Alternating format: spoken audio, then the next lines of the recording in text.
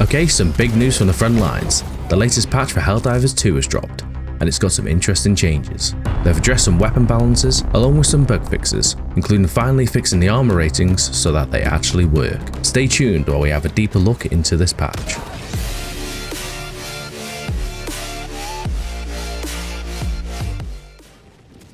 Hazards are now active, so on top of dealing with a swarm of bugs, you may look behind you and wham!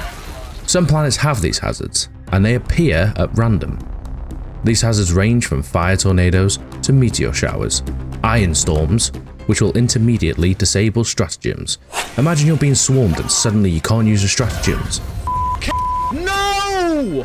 These hazards can be a real threat, like the meteor shower for example, which can rain death from above. It can help clear nests if you're lucky, so that's a bonus. But when you're running back to the exfil, or you look up because it looks pretty, and this happens, or you're just trying to exfil. This is brilliant because it can be funny and frustrating at the same time. It adds a whole extra layer of chaos, and I can still hear myself shouting at the screen. There was definitely a meta when it came to which weapons were better than others. It would be rare to see anyone not using the beloved SG-225 breaker shotgun.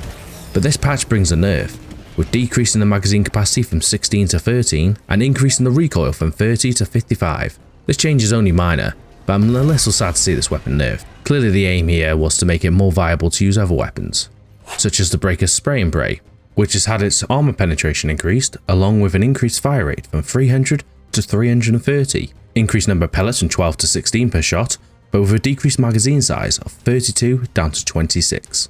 The flamethrower has had a buff by having its damage increased by 50% per second, and the laser cannon has increased damage against durable enemy parts, increased armor penetration, and improved ergonomics. Yes, ergonomics.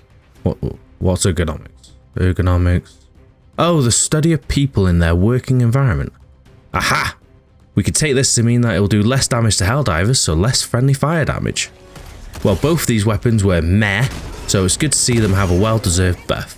Unlike the wonderful Railgun, which has been nerfed. With decreased armor penetration, decreased damage against durable enemy parts, this is quite the nerf, but given how good the Railgun was, I'm not surprised. Seems we'll need to use that recoilless rifle more. Also, speaking of balances, Eradicate mission's difficulty has been increased. They now require more kills and enemies will spawn more often. The time to complete the mission was previously shorter than they intended and should now usually take twice as long to complete. Yes, twice. We all love spreading managed democracy, and one of the ways we do it is with our stratagems, but some were clearly better than others. Eagle strats, for example, were far better than the orbital. Especially the 380mm and 120mm orbital barrage, which seemed more like a stratagem for cinematic effect rather than actually being useful, but this patch has buffed them with an increased bombardment duration and decreased spread, making them more useful like the energy shield backpack, which has been nerfed with an increased delay before it starts recharging. Armor rating values now reduce damage. Before this, it didn't matter which type of armor you were using, it was as if you were wearing no armor at all, so you might as well only take light armor for those sweet stamina increases. But now it may pay to lower stamina values for higher armor values. But most importantly, if like me your favourite armor is not a light armor, you can go back to using it without the downside of being slow and just as killable. There were a few other fixes as well, such as making stalker nests easier to destroy, as they were, in their own words, unnecessarily hard to destroy. Which does make life a lot easier, as I hate those things with a passion. On the whole, I feel this is a much welcome patch with overall good improvements, even if it does also come with our beloved weapons and shield pack being nerfed.